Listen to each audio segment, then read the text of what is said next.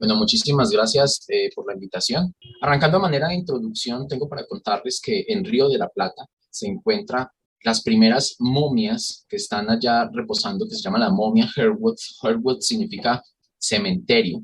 Y están las primeras descripciones, aparentemente, sobre las primeras momias que estaban allí reposando y que se documentaron en razón a esto. Sin embargo, fue hace aproximadamente unos 170 años donde el doctor Samuel Sully le asignó el nombre de molitis osseum o de destrucción ósea que se estaba presentando en una de las pacientes que tuvo allí y que obligó a la primera publicación en 1844 en relación a los marcadores de la patología de la destrucción del hueso con algunos casos. Es decir, que esto no es un tema nuevo, esto es un tema que viene desde hace más de casi 200 años en relación a la fisiopatología, el porqué y a las opciones terapéuticas. Hablando de historia, entonces fue Henry Benz Jones quien estudió los especímenes de orina y a partir de allí comenzó a documentar que pudiesen existir una serie de proteínas que son las responsables de la destrucción a nivel tanto del riñón como de la enfermedad esquelética que se presenta. Es muy importante aquí aclarar, y voy a empezar introduciendo este tema, y que la proteína de Benz-Jones no es más que la cadena libre que se precipita y que toma la forma del túbulo, en este caso dentro del riñón, y que cuando es excretada nos permite hacer el estudio. Sin embargo, hoy en día, desde el punto de vista hemato-oncológico, la proteína de Benz-Jones no tiene ninguna significancia desde el punto de vista patológico para el diagnóstico de mieloma múltiple. No hace parte ya de los criterios, no hace parte de la estadificación y no hace parte del seguimiento, porque existen otros marcadores con mayor sensibilidad que hacen parte de lo que es el mieloma múltiple para poder llevar a cabo el diagnóstico y el seguimiento. Por lo tanto, la proteína de Benz-Jones cada vez más está relegada dentro del arsenal del internista para poder llevar a cabo una precisión diagnóstica. En el 89, Otto Kaller le definió al ostium, la enfermedad de Kaller, como los primeros nombres que se relacionaban con el mieloma múltiple. Y los italianos comenzaron a llamarlo lo que es la enfermedad de Bossolo, en honor a su compatriota, pues, Camilo Bossolo, quien falleció en el año de 1920. Pero el término como tal de célula plasmática solamente se utilizó por primera vez por el doctor Waldeyer Hertz a finales del siglo XIX, donde se comenzó a hacer esta primera descripción. Y James Homer Wright en el año 1900 publicó todos sus descubrimientos relacionados con los plasmocitos una vez ya se había demostrado que aparentemente eran estas células, las células malignas de la enfermedad de Kaller o la enfermedad de Bossolo, las responsables del desarrollo de esta patología. ¿Cómo comenzó a suscitarse un mayor interés en relación al mieloma múltiple? Y no fue nada más con la introducción de la agente naranja. Los militares en Estados Unidos, con todo su programa de guerra química, a lo que le llamaron la operación Ranch Hunt, en la guerra de Vietnam que se presentó, produjo el nacimiento de más o menos unos 500,000 niños que nacieron con malformaciones congénitas como resultados de su uso. Y en el tiempo que se fue desarrollando, todos los soldados de la posguerra comenzaron a desarrollar neoplasias hematológicas en relación a lo que es síndromes mielodisplásicos, síndromes mieloproliferativos, y se empezó a desarrollar un incremento de lo que es la neoplasia de células plasmáticas. Allí comenzó, en general, a documentarse que pudiese existir una relación causal entre el desarrollo de las neoplasias hematológicas, en general el mieloma múltiple, los linfomas y los síndromes mieloproliferativos agudos, con la introducción de algunos agentes químicos que pueden estar presentes en el medio ambiente y que son responsables de la aparición de estas neoplasias. En general, el mieloma múltiple no es el mayor representante de todas las patologías hemato-oncológicas. Solamente representa más o menos el 1 al 2% de todos los cánceres y el 17% de las neoplasias malignas hematológicas. Es mucho más común en hombres que en mujeres y mucho más común en personas afroascendientes que en personas que no lo son o como son en este caso japoneses, indios o blancos.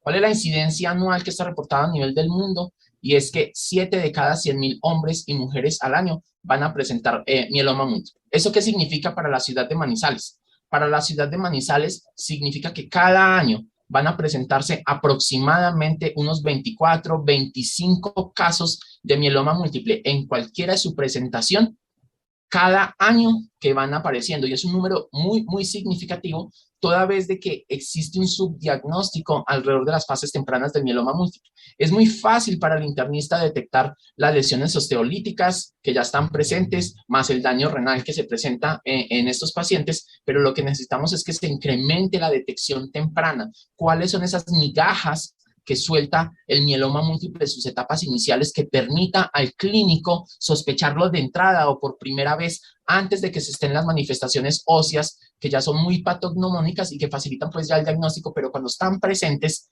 estas situaciones, pues ya nos encontramos en una etapa generalmente intermedia avanzada de la enfermedad. En el mundo se le están atribuyendo más o menos unas 117.000 muertes solamente asociadas por mieloma múltiple. Y ojo con esto, definitivamente el mieloma múltiple es una enfermedad de viejos, de adultos mayores por encima de los 65 años de edad, es decir, tiene una mediana de edad en el momento del diagnóstico que fluctúan entre 65 y 74 años de edad, y solo el 10% son menores de 50 años y solo un 2% son menores de 40 años respectivamente. Es decir, que es muy raro encontrar mieloma múltiple en menores de 50 años, mucho más raro encontrarlo en menores de 40 años, y generalmente se debe de sospechar en aquellos pacientes que ya han pasado de los 60 años, que es como su mediano o su mayor pico de presentación respectivamente. ¿Cuál es el factor de riesgo? Parece ser que hay una relación directa con el peso, con un incremento del índice de masa corporal. Es la principal asociación que se encuentra con el desarrollo del mieloma múltiple. La exposición a agentes químicos agroindustriales también está asociado con el desarrollo o el riesgo de desarrollar neoplasias células plasmáticas y en general mieloma múltiple. Y aquí comienzan a aparecer estados que antes se consideran prepatogénicos, pero que hoy en día ya sabemos que hacen parte ya dentro del estado patogénico de la enfermedad y que nos obligan a detectarlo, a diagnosticarlo e inclusive a tratarlo. Hasta hace algunos años las gamapatías monoclonales de significancia indeterminada, y entre ellas las que son las gamapatías monoclonales de significancia renal y las de significancia neurológica, solamente se observaban. Sin embargo, ya nos dimos cuenta que tarde o temprano se va a desarrollar una neoplasia de células plasmáticas degenerada de una gamapatía monoclonal, y por consiguiente ya muchos ensayos clínicos han logrado demostrar que el tratamiento aún bajo estado de gamapatía monoclonal va a afectar positivamente los desenlaces, y por lo tanto ya ahora el diagnóstico de gamapatía monoclonal obliga a una intervención terapéutica por parte de los servicios de nefrología o de los servicios de hemato-oncología que están al tanto. O sea que aquí ya hay otro tip bien importante para el clínico, y es que la gamapatía monoclonal ya se trata. ¿Cuál es el riesgo familiar? Es muy pobre el riesgo familiar. No existe una relación causal genética, es decir, esto no es por mutaciones germinales, sino que es obedecido a mutaciones somáticas, se adquieren a través de la vivencia misma y de la edad, y solamente se estiman unos 3 casos que tienen una asociación directamente genética por cada 1.000 pacientes con mieloma múltiple. Entre ellos están las delecciones del 17, las trisomías 13 o las delecciones del cromosoma 11, para buscarle una asociación. ¿Cómo definimos entonces la neoplasia de células plasmáticas? Ojo que el mieloma múltiple pertenece al grupo de enfermedades de neoplasia de células plasmáticas, y esta presentación va encaminada a ese gran síndrome que es la neoplasia de células plasmáticas. Voy a darle un gran énfasis al mieloma múltiple, pero es recordar que el mieloma múltiple está contenido dentro de las neoplasias de células plasmáticas, toda vez de que existe una gran variedad de diagnósticos relacionados a las neoplasias de células plasmáticas. ¿Cómo lo definimos? Uno, la primera clave es que es una proliferación clonal, y es que es una expansión clonal permanente y persistente de células plasmáticas. ¿Y quiénes son las células plasmáticas? Recordemos que así como el máximo grado de titulación al que puede llegar un abogado y aspirar es llegar algún día a ser magistrado de la República, el linfocito B, dentro de todo su proceso de maduración, a través de su ciclo para lo cual fue diseñado y para lo cual ha madurado, es llegar a ser algún día una célula plasmática. Esa es la analogía que tenemos que entender para poder saber que una célula plasmática se origina de un linfocito B, y que cuando ha llegado a su máximo grado de maduración, este linfocito B adquiere la capacidad de generar anticuerpos múltiples grandes combinaciones de anticuerpos que podemos llegar hasta casi más de 25 millones de posibles combinaciones de anticuerpos dentro de las células plasmáticas, a lo que nosotros le llamamos secreciones de inmunoglobulinas. Por lo tanto, entonces tenemos una expansión clonal de una célula plasmática y que secreta inmunoglobulina. Y ojo que aquí bien importante, como es clonal, ella nada más es capaz de producir una única inmunoglobulina. Si tenemos una combinación BDJ, que es la que nos va a permitir en la secuencia de inmunoglobulinas obtener más de 25 millones de combinaciones de cada uno y un anticuerpo dirigido y específico para cada una de sus acciones, en una célula plasmática ella solamente es capaz de producir una sola inmunoglobulina porque es un clon, y lo peor es que esa inmunoglobulina no cumple su efecto, no cumple su objetivo, que es el de mantener un anticuerpo sobre una zona específica, sino que al contrario se comienza a acumular y comienza a producir los daños subsecuentes, que es la acumulación de inmunoglobulinas dentro de cada órgano o sistema. Así es como comenzamos a definirlos.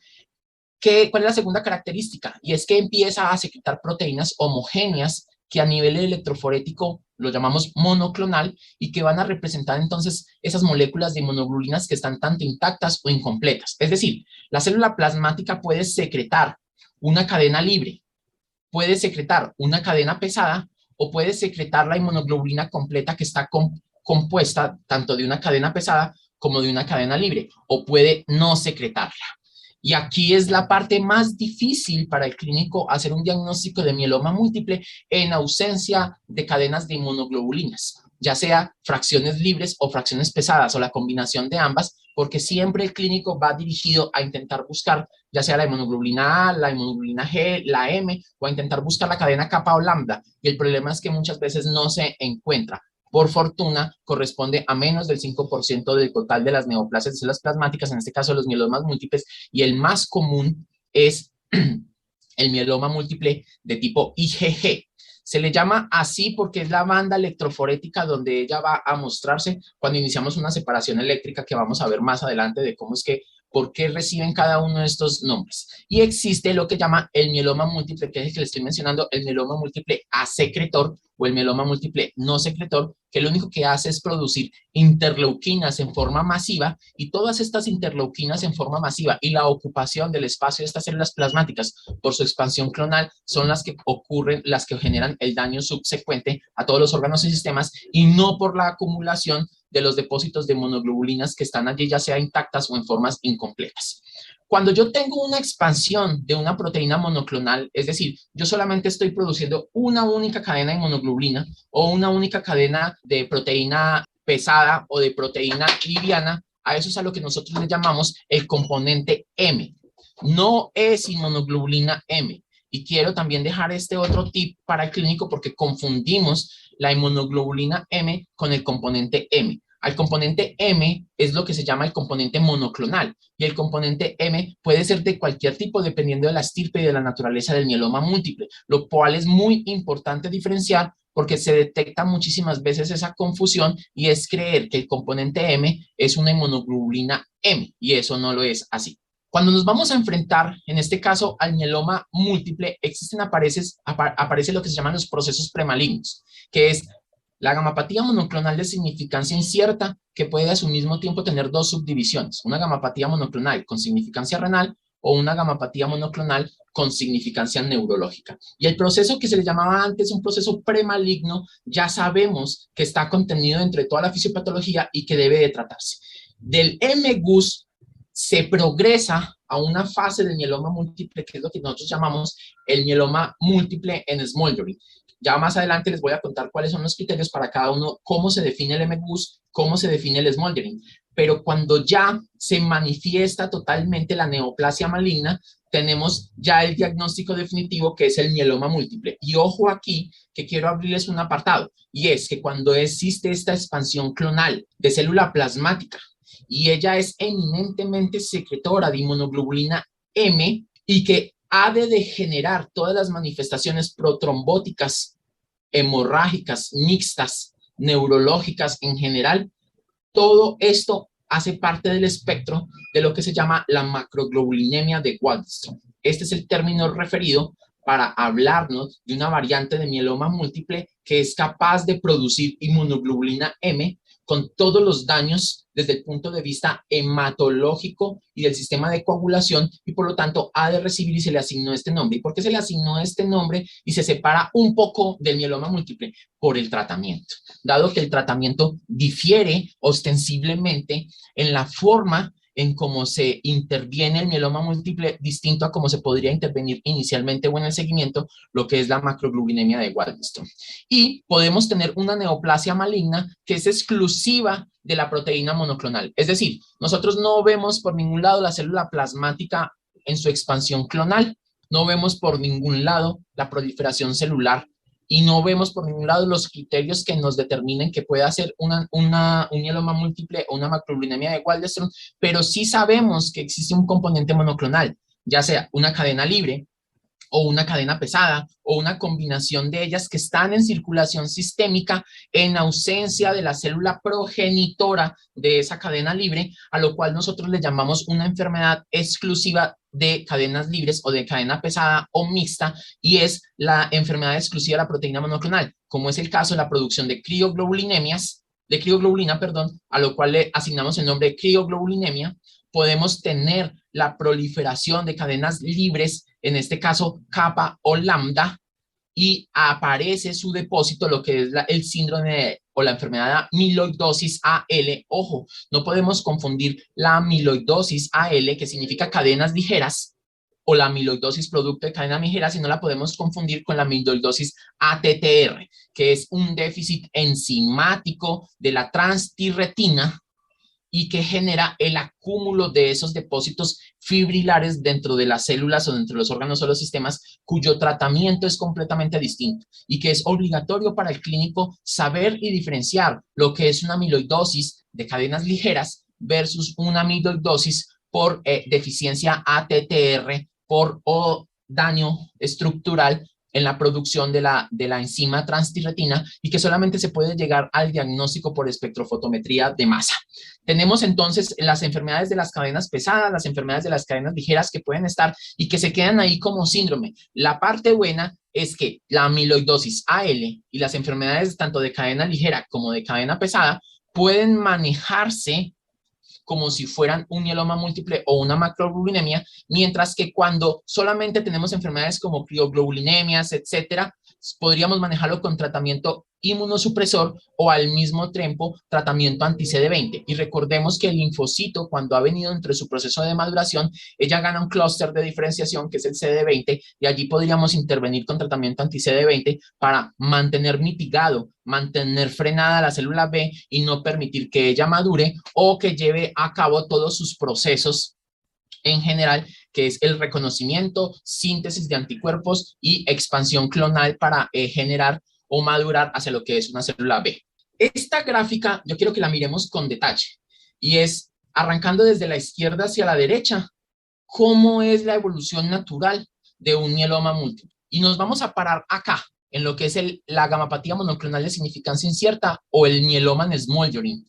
Y es que están apareciendo todos los signos del MGUS, todavía no se generan los síntomas del MGUS, y por eso estamos en una fase que es eminentemente asintomática.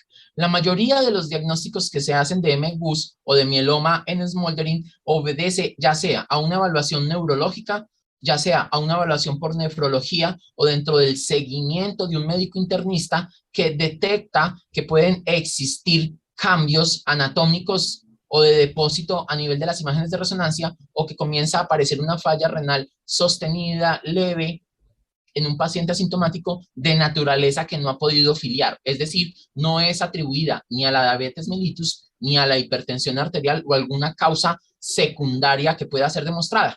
Cuando empieza esto, aquí es donde arranca lo que es el MGUS o el mieloma en smoldering, y el paciente está completamente asintomático y puede pasar unos periodos de algunos meses o inclusive de algunos años. Hay reportes que dicen que puede un paciente estar más o menos, el periodo prepatogénico es entre 7 y 15 años del estado asintomático del MGUS o del mieloma de smoldering. Cuando se presenta el mieloma activo, con los criterios que le voy a mencionar allá, arranca lo que es la intervención terapéutica, y es a lo que nosotros le llamamos terapia de primera línea. En la terapia de primera línea se logra lo que se llama la primera remisión. Si el paciente logra la respuesta a la primera terapia, debe de ubicarse siempre por debajo de los criterios de mieloma en Smolder y no de Megus para definir que el paciente está en respuesta, y ahorita les voy a mostrar los criterios de respuesta en mieloma múltiple. En la primera remisión yo puedo tomar dos decisiones, y ojo aquí, y es que yo puedo tomar una decisión de mantener al paciente o la decisión de consolidar al paciente, que son dos cosas completamente distintas. Mantener al paciente, como su nombre lo dice, es tratar de mantenerlo en remisión completa a pesar de que la enfermedad está allí. Yo puedo tener criterios de remisión estricta o remisión completa y mantener al paciente allí, pero yo sé que la célula clonal y que la patología se encuentra allí. Lo único es que no va a ocasionar ya los daños y va a ocasionar al paciente la muerte y vamos a transformar esta enfermedad en una enfermedad crónica.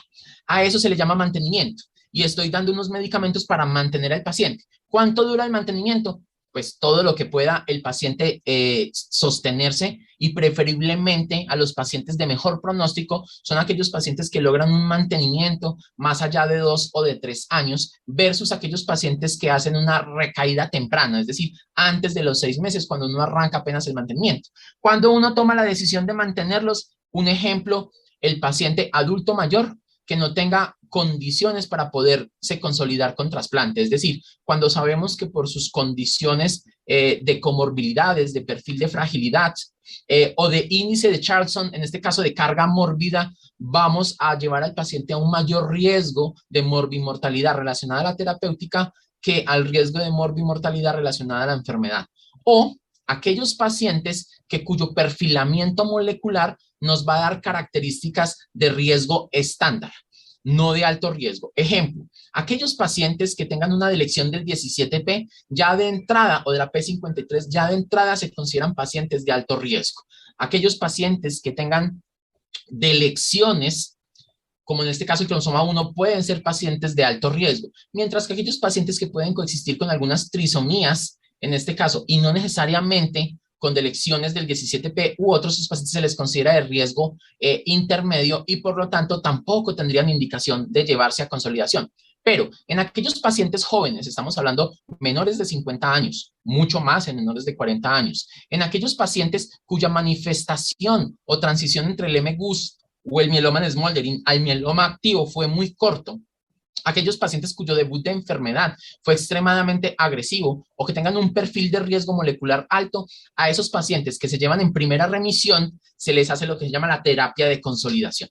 ¿Y qué es la terapia de consolidación? El trasplante autólogo de células hematopoyéticas. Y se habla de autólogo porque en este caso lo único que necesitamos es rescatar de esa misma persona los CD34 totipotenciales o las células madre totipotenciales que van a permitir que yo luego de barrer la médula con esquemas de quimioterapia intensivos se los reintroduzco al paciente. Eso es lo que se llama el trasplante de médula ósea autólogo para que vuelvan y proliferen, y ahí se lleva lo que es consolidación.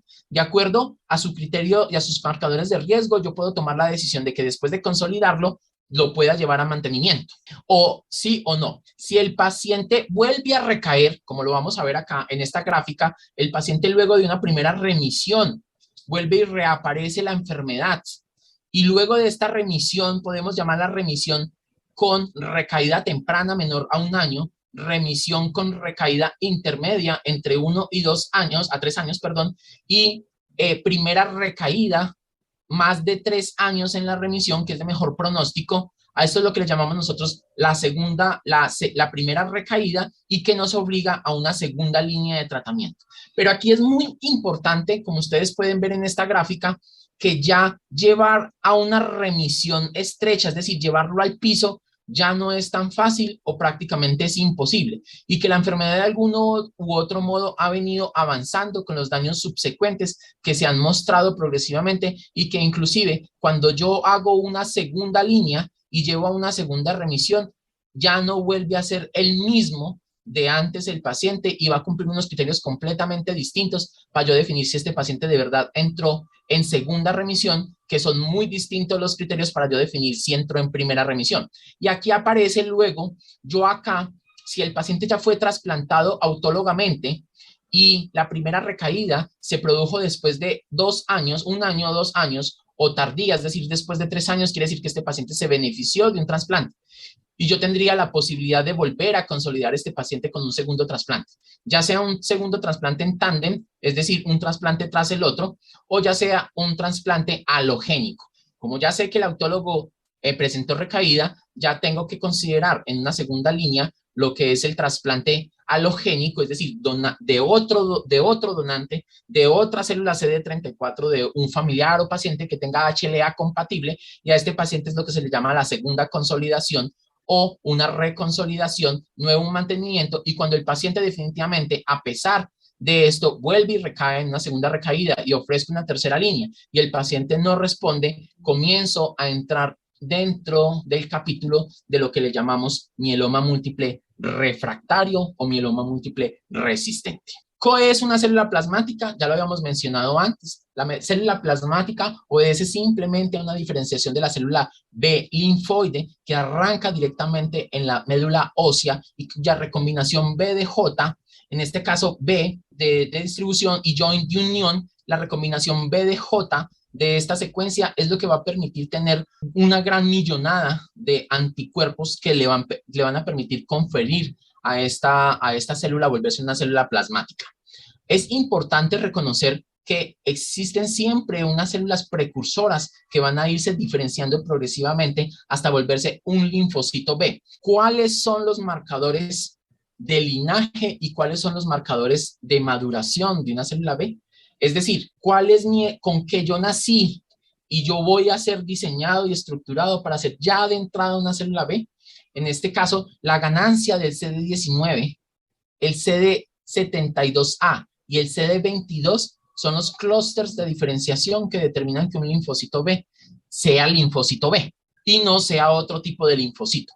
A medida que va madurando, ya sea en sangre periférica o en el tejido linfoide, estos marcadores de linaje nunca se van a perder y van a estar allí presentes, así como nosotros nunca vamos a dejar de ser seres humanos o de ser 46XX o 46XY, pero vamos perdiendo unos marcadores de maduración de que es inmaduro y nos vamos volviendo maduro, es decir, podemos perder el TDT, podemos perder, en este caso, inclusive un clúster de maduración es ganar el CD20, pero vamos a ver cómo más adelante puede inclusive perderse este CD20 dentro del proceso de maduración y luego dentro del tejido linfoide, la hipermutación somática que lo va a degenerar me va a determinar si este linfocito B se va a volver centroblástico, se va a volver de célula B activada y para dónde va a ir dentro de cada una de ellas. Si yo me voy a seleccionar hacer un linfocito de memoria, si me voy a determinar si voy a hacer un linfocito que me voy a quedar en el reconocimiento a nivel ganglionar, si voy a hacer un linfocito que voy a interactuar directamente con la célula T, voy a interactuar con células dendríticas o si definitivamente yo me voy a expandir para definirme dentro de mi proceso de maduración si voy a volverme un magistrado de la República, como es el caso de volverme una célula plasmática, y para esto entonces yo comienzo a perder, mire que aquí yo puedo perder el CD20, pero nunca pierdo mis marcadores de linaje, que es el CD19, el CD22 y el CD72A, en este caso el CD79, que son mis marcadores de linaje, pero puedo perder mis marcadores de maduración para ganar otros, como es el caso del CD38 o el CD138. El caso del CD38 en alta cantidad y la ganancia del clúster de diferenciación CD38 es lo que me va a permitir definir que esta va a ser una célula plasmática. Es decir, cuál es el clúster de diferenciación que determina la presencia de una célula plasmática, lo que nosotros buscamos, el inmunopatólogo, el hematopatólogo, lo que busca CD38 como marcaje para determinar en lo que es la electroforesis, para determinar, perdón, en lo que es la citometría de flujo, la presencia o no de estas células. Y a medida que yo puedo ir madurando más, ya sea en sangre periférica, o puedo hacerlo tanto en médula ósea, o en el tejido estromal, o en el vaso, yo puedo volverme entonces una gran célula plasmática productora de anticuerpos. Y esto es lo que nosotros llamamos el origen de una célula plasmática. Aquí podemos ver cómo progresivamente una célula, a partir del stem cell, que es el CD34, esta es la célula progenitora o hematopoyética totipotencial que se trasplanta o que se le saca a los pacientes en una féresis durante varios. La idea es obtener más o menos entre 2-4 millones por kilogramo de CD34 como mínimo para definir que un paciente pueda prenderle o pegarle el trasplante. Es decir, que cuando yo voy a autotransplantar a un paciente, yo tengo que administrar previamente una serie de medicamentos, que es lo que llama la preparación, para yo poder reclutar y sacar al torrente sanguíneo OCD34, y luego yo por aféresis hago la recolección, que es lo que nosotros llamamos la cosecha, y vamos a tener que obtener un mínimo de 2 a 4 millones. Ese sería como el umbral para poder decidir que esa cosecha es muy buena en su número y que debe ser más o menos 2 a 4 millones por kilogramo de peso del sujeto para luego poder ser autotrasplantado, y que esta stem cell que está naive, que no está intoxicada, que no tiene el daño molecular dentro de todo su proceso de maduración, ella vuelva y arranque y finalmente termine otra vez siendo un linfocito B que progresa a volverse maduro sin el daño de la célula del mieloma múltiple. Esta es una gráfica bien bonita y es lo que podemos ver, observar. Vemos una gran célula nucleada que mide casi 3, 4 veces más que un eritrocito que podemos ver, que tiene un núcleo abierto y que su característica es que es excéntrico, es decir, se aloja siempre hacia lo lateral y produce esta sensación como si estuviera aquí cayendo o desplazándose esta célula y que todo el citoplasma se va hacia atrás. Esta célula que ustedes ven aquí como si fuera un meteorito o como si fuera una estrella fugaz desplazándose, es a lo que se le llama células en llama.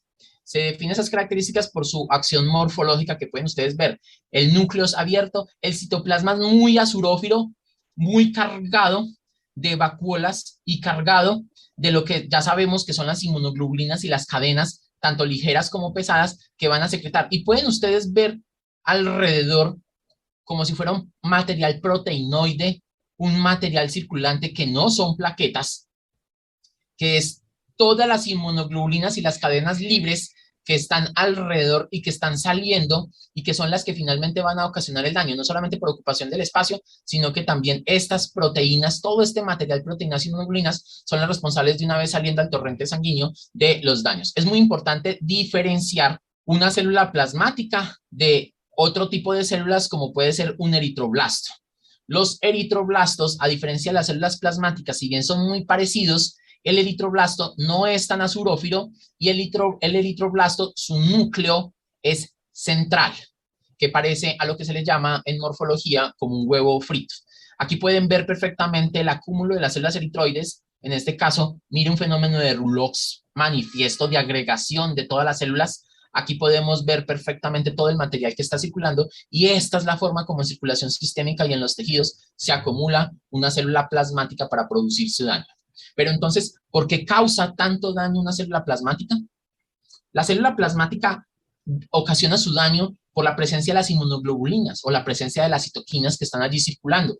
Por lo tanto, la acción de la inmunoglobulina es tratar de fijar un antígeno extraño que se encuentra por el hospedador y mediar funciones efectoras para neutralizar o eliminar los invasores externos. Punto. Ese es el objetivo de la producción de inmunoglobulina. Y el objetivo de la citosina es un polipéptido que se sintetiza en respuesta a un microorganismo, en respuesta a un antígeno, media, ojo esto, media y regula todas las reacciones de orden inmunitario, de expansión y mediación inflamatoria. Entonces ya se pueden ustedes imaginar cómo un mieloma múltiple que es productor alto de citoquinas y de monoglobulinas y cuyas citoquinas y monoglobulinas no sirven para absolutamente nada, va a mediar expansión permanente, va a mediar inflamación sostenida, va a inmunosuprimir el paciente y va a acumular todas esas inmunoglobulinas que posteriormente van a ocasionar un daño por ocupación del espacio y de obstrucción de todos los sistemas en donde se termina. Al mejor término que se le determina a las inmunoglobulinas y citocinas son modificadores de la respuesta biológica, y es el nuevo término que se está utilizando para que, por favor, cuando lean artículos actualizados, ya no van a encontrar estos términos citocinas o inclusive inmunoglobulinas, sino que van a encontrar el término de modificadores de la respuesta biológica, que para que no haya confusión en el momento en que se está realizando la lectura de un artículo científico de estos 2 o 3 años, que es que se modifica.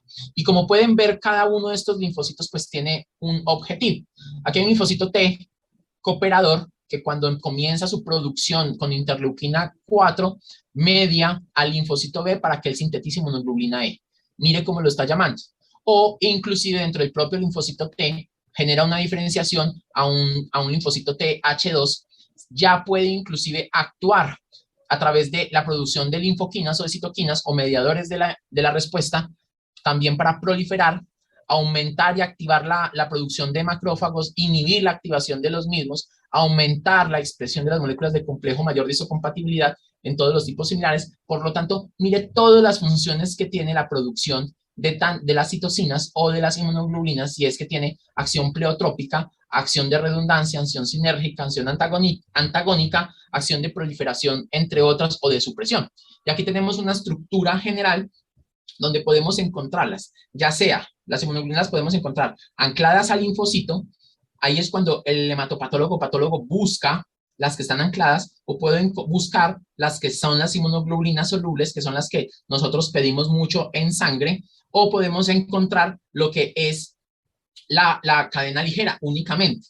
¿Por qué? Porque la inmunoglobulina está compuesta, en este caso, esta es una inmunoglobulina G, que solamente tiene 3 puntos de unión, en este caso, la porción FC y las 2 porciones de las cadenas pesadas y libres, en donde lo amarillo son las cadenas ligeras, lo verde es lo que llamamos nosotros la cadena pesada, entre cada uno de ellos, y recordemos que tanto la cadena pesada como la cadena ligera tiene una variación B de J completamente distinta que permite una combinación y obtener hasta una de 25 millones completamente distinta a sus otros 25 millones de inmunoglobulinas y que están fijada por un puente disulfuro que lo hace prácticamente irrompible, pero se puede romper también. Nosotros podemos tener fracciones rotas, inclusive solamente podemos tener fracciones FC, que es a veces lo que nosotros intentamos buscar.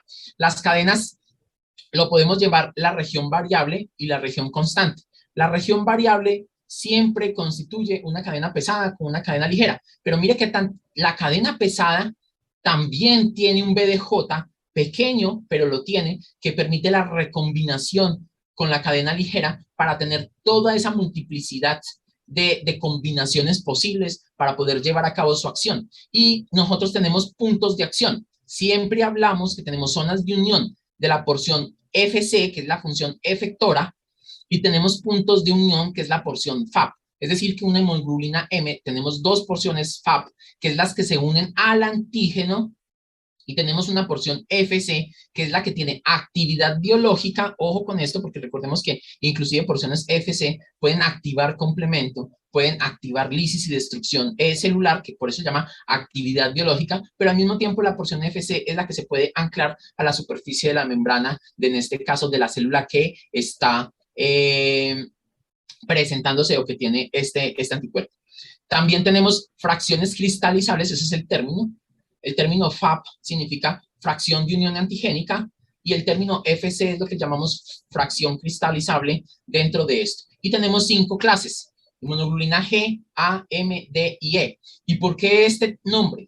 Porque es en su rango o en su banda electroforética donde se le asigna este nombre. Por lo tanto, la inmunoglobulina G es la que va a estar ese acúmulo de proteínas en la banda gamma. Por lo tanto, es el grupo de proteínas que pertenecen a la banda gamma. Y la banda A es la banda alfa, M de mu, E de epsilon para este caso, y el resto, cada una de las inmunoglobulinas o nombres que se les asignan obedecen a cómo en la expresión electroforética están acumuladas esas proteínas, y por eso es el término y el nombre que se le asigna a cada uno de ellos. En este caso, por ejemplo, un ejemplo de inmunoglobulina G, pues al mismo tiempo tenemos 4 subclases de IgG1, 2, 3 y 4, y es el predominante de la respuesta inmune secundaria, y es el único que puede atravesar la placenta y nos defiende del compartimiento tisular. El IgG4, por ejemplo, no es capaz de activar el complemento, pero hay unos que sí lo activan, como el IgG3. Por eso existen patologías, doctores, que son dependientes de IgG4, que no activan el complemento, pero que se pueden depositar en algunos tejidos. Un ejemplo es cuando el IgG4 se deposita en el tejido epitelial digestivo y que produce lo que se llaman las gastropatías, o que producen algunos síndromes relacionados a IgG4, y las porciones FC facilitan lo que es la opsonización, es decir, captura y destrucción del antígeno por respuesta, por captura directa del fagocito, en este caso. El IgM es distinto. El IgM, si bien el IgG tiene 3 puntos de unión, el IgM tiene 10 puntos de unión, porque está constituida por aproximadamente 4 cadenas de inmunoglobulinas y estas 4 cadenas de monoglobulinas están unidos por puentes disulfuros y una cadena J, y tiene 10 puentes de unión. Por lo tanto, ya se pueden dar cuenta cómo el IgM va a representar el 10% total de las inmunoglobulinas. Es el responsable de la respuesta inmune primaria. Mire que el IgG y los otros son mucho más específicos. Este es menos específico, es decir, este le tira todo, por eso es de la respuesta inmune primaria, pero lo hace muchísimo más sensible a reaccionar con el resto de sus interlocuciones, con aquellas células que considera extraña. No tiene especificidad directa, ella es inespecífica, por eso trabaja en su respuesta inmune primaria, se encuentra en forma monomérica, también inclusive puede estar anclada también a la superficie de los linfocitos B, entre este caso. Y los 10 sitios activos es lo que lo hace pues mucho más efectiva para la aglutinación y para la activación del complemento distinto a lo que es las IgG y aquellas que solamente tienen otros componentes mucho más claros. La IgA es la responsable de defendernos en las secreciones, defiende las puertas de entrada. La IgE es la responsable de defendernos de toda la hipersensibilidad inmediata y de parásitos. En este caso, favorece, induce la desgranulación de todas las células que degranulan para poder defendernos y participan dentro de la lucha antiparasitaria. Y junto con el resto, la IgD pertenece a las células B maduras que están expresadas y aún no tiene como una función biológica efectora claramente demostrada. Esta gráfica de electroforesis de proteínas confunde muchísimo el clínico, pero mire que con todo lo que ya habíamos mencionado previamente, podemos darnos cuenta que esto que está aquí es una banda electroforética. Aquí tenemos un ánodo, un cátodo, y lo que vamos es correr en un gel el suero que ya está filtrado y mirar en dónde se acumulan estos grupos de proteínas. Por ejemplo, el mayor acúmulo que nosotros vemos acá es del acúmulo de albúmina, y esa es la razón por la cual en la gráfica vemos este primer pico. El siguiente acúmulo que nosotros vemos acá es escaso, que es lo que llamamos alfa 1, el siguiente es alfa 2, luego aparece el pico beta 1, beta 2 y aparece una última banda. Toda esta banda es lo que nosotros llamamos la región gamma, que se ve aquí en este punto. Por lo tanto, podemos tener distintas patologías en donde el acúmulo de esas proteínas, dependiendo de sus características electroquímicas, van a acumularse en una de las regiones. Ejemplo, la región alfa 1 y alfa 2. ¿Quiénes se van a acumular ahí? Pues las inmunoglobulinas A, por eso se llaman A, de la región alfa. Las gamma, como su nombre lo dice, las G, aquí ya van a aparecer otro tipo de proteínas que en este caso pueden ser las E, las D, entre otros, y por eso se observan que aparecen lo que llama picos monoclonales. Desde el punto de vista patológico para el clínico, la importancia patológica es tener un pico monoclonal, porque existen ciertas patologías que no necesariamente están relacionadas a enfermedades hemato-oncológicas o inclusive situaciones reactivas que generan expansión policlonal.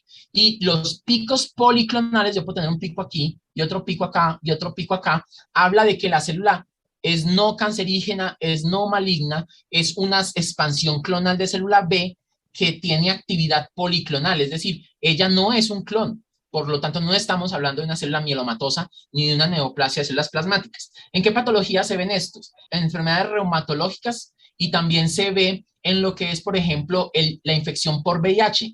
El VIH destruye la célula T, pero la que se expande e intenta defender la situación es la expansión de la célula B. Y la célula B, si bien se puede expandir, ella se expande policlonalmente, no monoclonalmente, y por lo tanto no representa una significancia patológica dentro de las neoplasias de células plasmáticas. Esta gráfica para el internista y para el clínico es clave de cómo se debe de interpretar y cómo es. Aquí podemos ver claramente lo mismo del espectro.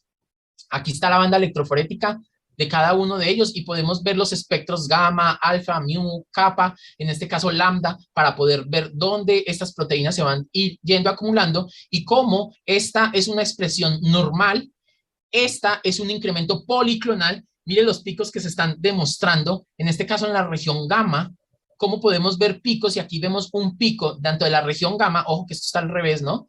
Esta gamma es de acá, no es que es la misma banda que está aquí al final, siempre arranca de acá hacia acá, y es la región gamma, y es la que se va a representar en esta gráfica de izquierda a derecha y de arriba hacia abajo dentro de la interpretación, y podemos ver picos en este caso en zona lambda, gamma, y podemos ver un pico en alfa para este caso. Y miren aquí, Mire cómo claramente está demostrando la región gamma, el pico que se demuestra, y este es un pico monoclonal claramente demostrado. Aquí vemos que es una banda monoclonal del grupo IgG, en donde está marcando en la región gamma, y acá vemos cómo la restricción de las cadenas es lambda. Por eso nosotros hacemos diferenciación de IgG kappa, IgG lambda. En este caso, ¿cuál es la proteína, la cadena libre que se está monoclonalmente produciendo? En este caso, cuando yo clasifico las neoplasias de células plasmáticas, mire que me meto en un capítulo gigantesco. En un capítulo gigantesco donde todos creemos que solamente es mieloma múltiple. Pero aquí tenemos lo que son las gamapatías monoclonales que están a punto de partir. El mieloma latente es el mismo en Smoldering. Aparece luego la leucemia, el síndrome Points, el plasmocitoma solitario, la macroglobulinemia de Waldenström, enfermedades de cadenas pesadas, alfa, mu, lambda, entre cada una las crioglobulинemias y las amiloidosis. Por lo tanto, enfocar células plasmáticas exige un reto para el clínico gigantesco, en decir que existen muchísimas cosas que no necesariamente son mieloma múltiple. Y este es uno de nuestros objetivos en esta charla, abrir un poco más la mente de que no todo es mieloma múltiple y no todo es síndrome Points para este caso. ¿Para dónde puede coger una gamapatía monoclonal? Esta gráfica es espectacular porque nos va a permitir definir para dónde puede coger una gamapatía monoclonal. La gran mayoría de las patologías, hasta el 56%, obedecen a patologías de orden del IgG. Le siguen las patologías de orden IgM, luego IgA, aparecen biclonales de cadenas ligeras y mire, una pequeña porción casi insignificante del IgE. Pero ¿para dónde cogen las gamapatías monoclonales? Las gamapatías monoclonales tienen varios cursos, o quedarse en gamapatía monoclonal, hasta el 60% se quedan ahí, ameritan tratamiento de acuerdo a su perfil de riesgo. Y hay unas gamapatías monoclonales que todavía por su perfil de riesgo, cuando determina, uno podría observar en un corto tiempo, pero ya no es ya no es la estrategia mandatoria la observación. Solo en un pequeño subgrupo especial de pacientes de muy bajo riesgo se considera solamente observar. Pero la gamapatía monoclonal puede saltar y cruzar a volverse un mieloma múltiple en el 20%, a volverse una amiloidosis, un linfoma, seguir en mieloma latente, en plasmocitoma, en macroglobulinemia y en otras condiciones. En otras condiciones estamos hablando de otros subtipos de síndromes linfoproliferativos de baja condición. Les había mencionado que les iba a definir cómo yo puedo definir cada uno de los criterios. ¿Cómo defino entonces una gamapatía monoclonal de significancia incierta? Definitivamente el primer criterio, el paciente tiene que estar asintomático. 2, el componente monoclonal, ojo, no es IgM, es el componente monoclonal, debe ser menor a 3 gramos por decilitro. Las cadenas ligeras libres en orina de 24 horas deben ser menor a 500 miligramos y las células plasmáticas clonales que yo logre demostrar en la médula ósea no deben superar el 10% en ellas. Y definitivamente no puede haber un solo evento definitorio, tanto de Smoldering, mieloma o amiloidosis, demostrado en el estudio metabólico óseo, ya sea por resonancia, por PET-CT o por TAC corporal total de baja dosis. Recordemos, doctores, aquí en Manizales se está tomando TAC corporal de baja dosis y resonancia corporal de baja dosis. Por lo tanto, podemos, y esto hace parte de la indicación, en el estudio metabólico óseo para estos pacientes. El PET-CT es una tecnología que todavía no tenemos disponible en nuestro medio, pero en algunas aseguradoras que hemos visto me están dando una oportunidad de más o menos 5 a 7 días hábiles para obtener un PET-CT que se hace en Medellín, Cali o Bogotá. ¿Cómo defino el mieloma de Smoldering? Ojo con lo siguiente. También debe ser asintomático, pero mire, a diferencia de la gamapatía monoclonal, el componente M ya es mayor de 3 gramos por decilitro. Las cadenas ligeras ya son mayores o iguales a 500 miligramos decilitro. La presencia de expansión clonal está entre el 10 al 60% en la médula y, ojo, todavía no puede haber un solo evento definitorio, tanto de mieloma como la amiloidosis. Mire que esta es la transición, el mieloma de Smoldering es la transición entre una gamapatía monoclonal de significancia indeterminada a un mieloma múltiple. ¿Cómo defino entonces mieloma múltiple? Pues definitivamente el mieloma múltiple, el primer criterio es que el paciente tiene que tener un síntoma. Así de sencillo. Cualquiera de los síntomas. Tener expansión clonal más del 10%, ya sea para un plasmocitoma extramedular o cualquiera de los siguientes. 1. Ya tener lo que se llama signos CRAP. C de calcio, R de riñón o de falla renal, A de anemia y B, de compromiso óseo. Cualquiera de esos eventos del síndrome CRAP establece una condición sintomática que ya lo clasifica inmediatamente a un criterio para definir que el paciente tiene un mieloma múltiple. Como le había mencionado, incremento del valor de calcio, falla renal o caída en la depuración, una o más lesiones osteolíticas. Mire que tanto el smoldering como el M-GUS no puede tener ningún evento a nivel óseo, mientras que en mieloma múltiple puede existir una lesión, una en todo el cuerpo. Por eso no sirve la serie ósea, porque la serie ósea puede perder la detección de lesiones menores a 5 milímetros. Y cuando una lesión, así sea de 5 milímetros o menos, está presente, ya es un evento para definir que el paciente tiene mieloma múltiple. Y definitivamente la expansión clonal en médula ósea ya es altísima, por encima del 60%, pero puede ser menor del 60% la expansión clonal si cumple cualquiera de los criterios. Es decir, que el más importante es el síntoma del paciente y un evento de síntomas CRAP. La relación de capa lambda o de cadenas ligeras, mires que es mayor de 100. Recordemos que siempre hay restricción. Cuando uno habla de restricción de cadena ligera, no se está refiriendo a la cadena que hace falta. Cuando uno habla de restricción de cadena ligera, se está refiriendo a la cadena que es la que está presente y que es la que ocupa casi el 100%, porque recuerden que es un clon que produce una única cadena de inmunoglobulina o de cadena ligera o de cadena pesada, y esa relación capa lambda se pierde. Generalmente la relación es de 1, 1.7 entre kappa y lambda, pero aquí la relación se pierde y se vuelve una relación mayor de 100, es decir, por cada 100 de kappa hay un lambda, o por cada 100 de lambda hay un kappa, y eso habla de que el paciente pueda tener, o inclusive una sola lesión única, en ausencia de todos estos otros demás marcadores, más síntomas, ya habla de que el paciente con una lesión única de más de 5 milímetros puede ser una definición ya para mieloma múltiple. Como le mencioné, yo puedo tener la inmunoglobulina intacta, puedo tener la inmunoglobulina intacta más cadenas ligeras, puedo tener solo cadenas ligeras, o puedo inclusive ser asecretor y no producir. Y aquí hay algo bien importante y bien interesante, ya para terminar, y es en los pacientes que tienen M-GUS, que se les hace la estadificación, necesito definir si este paciente con M-GUS va a tener bajo riesgo o no tiene bajo riesgo y cuya esperanza de vida es mayor a 5 años, o definitivamente es un M-GUS con esperanza de vida menor a 5 años, y esto establece el riesgo de estratificación del Mayo Clinic para yo definir el subgrupo de pacientes que con gamapatía monoclonal voy a darles tratamiento. Y es dependiendo de estos 3 marcadores. 1, si el componente monoclonal es mayor de 15 gramos por litro. Ojo, 15 gramos por litro, es decir, mayor a 1.5 gramos por decilitro, que no sea de subtipo IgG.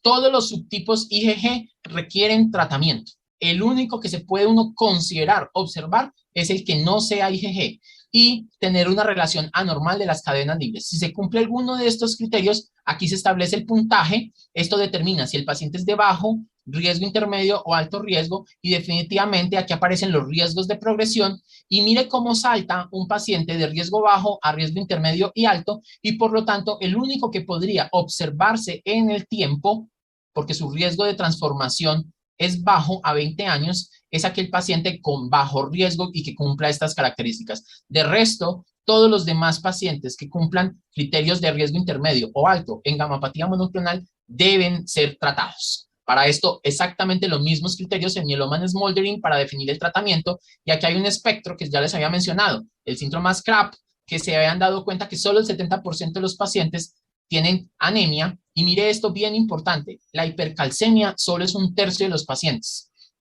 y el dolor óseo solo es un 60% de los pacientes. Es decir, que los síntomas CRAP absolutos no están presentes en el 100% de los pacientes, y esto tiene que ser muy claro para el clínico saber que pueden los pacientes tener mieloma múltiple en ausencia de criterios CRAP para este caso, para los pacientes. Y recordemos que dependiendo de dónde se ocasiona, podemos tener la aparición de infecciones, enfermedad ósea, neuropatía periférica, enfermedades tromboembólicas cardiovasculares o enfermedad renal por los depósitos y los daños que ocurren. Y aquí tenemos la interacción de una célula plasmática de mieloma múltiple con una célula estromal de la médula ósea, con el osteoclasto y con el osteoblasto. Y como un mieloma múltiple es capaz, a través de su amplificación y sus translocaciones, generar interacción con las células estromales para bloquearlas o al mismo tiempo inducirle interleuquinas que favorezcan la angiogénesis, desactivación del osteoblasto y activación directa del osteoclasto, que es lo que explica el por qué la destrucción ósea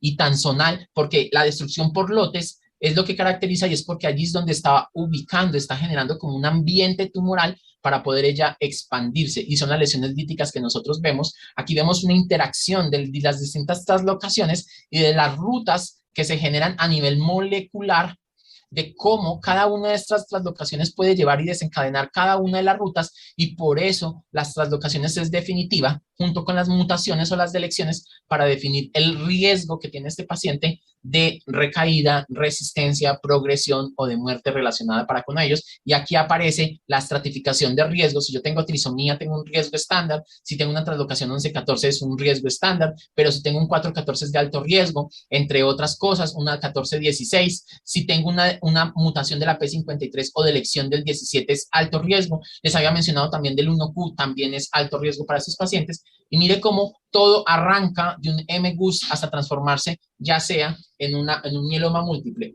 Ojo que cuando las células tumorales también están en sangre, por eso el estudio de mieloma múltiple se hace en médula ósea.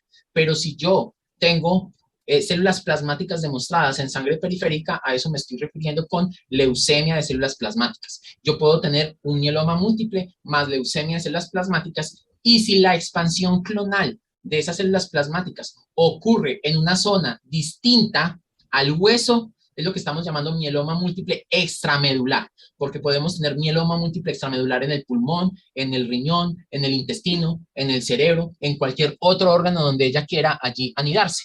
Y mire cómo ha venido cambiando el concepto de la gamapatía monoclonal de significancia renal, en donde solo el depósito de unas cadenas ligeras o de uno de los fragmentos por la expansión o los desórdenes de las células plasmáticas puede ocasionar una inmunoglobulina intacta, puede ocasionar la glomerulopatía, en este caso atrapamiento en el glomérulo, activación del complemento, depósitos de inmunoglobulina, cristalización dentro del vaso sanguíneo, lo que produce daño endotelial y trombosis. Puedo activar el complemento y depósitos de complemento, puedo generar resistencia, proteólisis, daño endotelial, activación directa de producción de citoquinas, y puedo ocasionar, mire lo que se llaman las glicosilaciones cargadas de las proteínas libres que genera una glomerulopatía membranosa para estos pacientes, que para este caso es la enfermedad por depósitos de inmunoglobulina monoclonal. Mire el daño que se produce a nivel del glomérulo y cómo ya hoy en día tenemos que intentar y tenemos que no solamente hacer la aproximación y diagnóstico, sino inmediatamente hacer el tratamiento. Tenemos unos factores de riesgo, eso por favor se lo dejamos al hematoncólogo, y definimos cuándo tratar o cuándo observar. Y miren esto, los criterios de respuesta del Grupo Internacional de Trabajo, que habla de que el paciente puede tener una respuesta parcial muy buena, una respuesta completa y una respuesta completa estricta. ¿Cuál es el objetivo? Es llevarlo a la máxima profundidad de respuesta, es decir, o tenerlo en respuesta completa o tenerlo en respuesta estricta, y preferiblemente en respuesta estricta para poder trasplantar al paciente. Entre este casos, aquí podemos ver que cuando uno va a llevar a inducción a un paciente en primera línea, generalmente uno puede comparar el protocolo que todos conocemos, que es el CyBorD, y aparece lo que se llama el protocolo BTD, que es con inhibidor de proteasoma. Generalmente ambos tienen la misma respuesta, pero el BTD tiene un beneficio sobre el CyBorD. El BTD es que logra una mayor profundidad en la respuesta, y se ha demostrado que los pacientes que se trasplantan, que recibieron BTD, tienen muchísimo mayor tiempo libre de recaída de la enfermedad comparados con el CyBorD. ¿A quién le voy a dar CyBorD? A aquel paciente con falla renal o con patología renal que le impide la administración del uso de talidomida para este caso, y que me obliga a ajustar la dosis del bortezomib para este caso. Mire que tenemos supervivencias gigantescas. Los pacientes ya no se mueren de esto. Mire, antes de que progrese o recaiga, un paciente puede vivir ya perfectamente 5, 6, 7 años dentro de eso, y aparecen los estudios y los ensayos que comparan inclusive la adición. KRD significa Revolade, dexametasona, y en este caso carfilzomib para la administración, y se demostró que definitivamente es muchísimo mejor la administración de estas tripletas. ¿A quién no le voy a dar un paciente para trasplante? Entonces recordemos, para terminar, que existe lo que es anticuerpos monoclonales. Yo les dije al comienzo que un paciente con una célula plasmática es altamente rica en CD38. Entonces, si es altamente rica en CD38, ¿por qué no darle un anticuerpo anti-CD38 para destruir a la célula? Ya se demostró y ya hay esquemas en donde adicionamos anticuerpos monoclonales tipos daratumumab que media citotoxicidad dependiente del complemento de anticuerpos, favorece apoptosis y induce la apoptosis de la célula del mieloma múltiple por su expresión de CD38.